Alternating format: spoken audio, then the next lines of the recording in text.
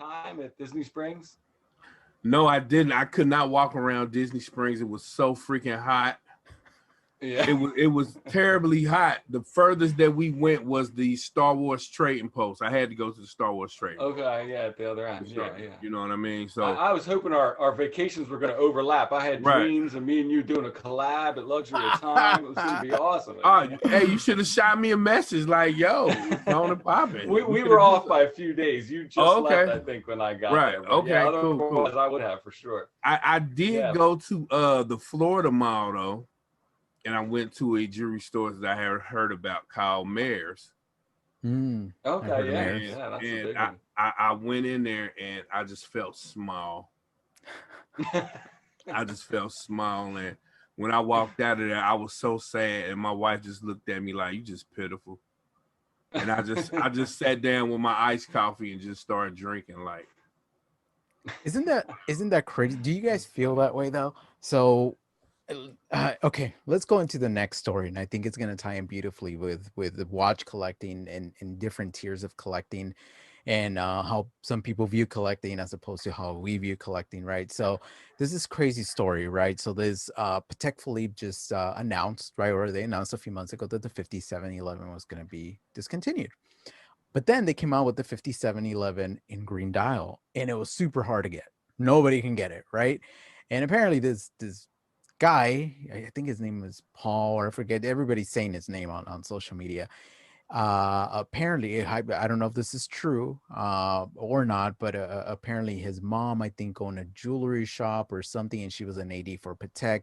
She was able to allocate one piece, one of these Patek 5711 green dial Nautilist, and gave it to her son. Well, this douchey guy went on what was it, onto Quorum, or I forget the auction house, but he basically flipped it brand new.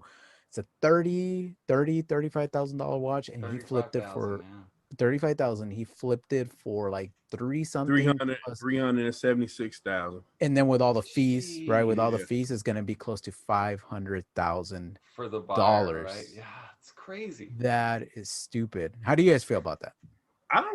I don't feel no way about it, because I think the Nautilus is an ugly freaking watch. So, I don't feel that much differently. I mean, these watches that I think that flip so ridiculously over their retail price, I feel like the majority of their attractiveness or desirability purely comes from that profitability.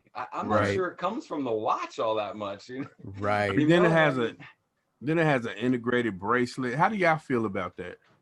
Like, I mean, it depends, right? It depends. Like say for instance, if I had a AP Royal Oak, I know what I'm getting myself into, and it's such an iconic watch, and I'm assuming I have more watches in my collection, so I will be okay with just rocking it all the time, because I know that's what it is, but but no, for me personally, to be honest with you, I just feel really upset, and I know the community was really upset, because those watches really were for the collectors, not for the flippers. They were for the collectors, as a thank you, as a collectible, and then this guy just basically turns around and flips it, and it it messes it up for everybody else, because now anybody that was hopeful to pick one up maybe in the secondary market, they knew that we're going to be maybe in the hundreds, but this guy just set the bar so high that now it's like, oh, great.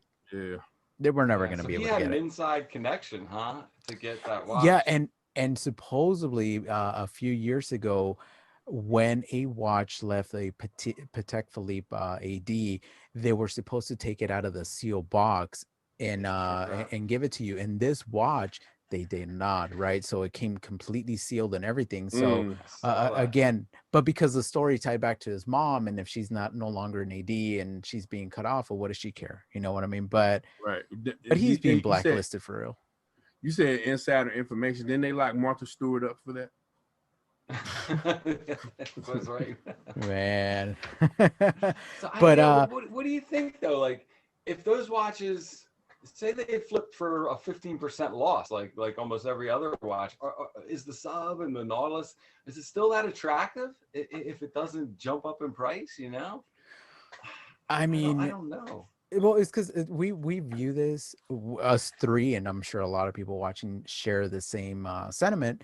we view watches for what they are, right? We don't view them as Yeah. investments. We view them as a thing of beauty, a mechanical beauty, and horological beauty, and different things. And here's the story. So I'll to tell you guys, and obviously P knows because we've been in conversation, but I've been saving for that luxury piece, right? Because it's like I do have my Omegas, my vintage Omega, but I want something newer that I could wear and actually has water resistance, and I want to climb up a little bit. So it was between a vintage Datejust or a Tudor Black Bay 58, the 39, the Mm-hmm. gilt dial. But I Yeah, you ultimately mentioned that. decided to go with the Tudor, right? So I'm like, I'm just on my heart is set on that. That's what I want. So what I wanted Totally. to do, I'm halfway there in my savings, and I don't want to sell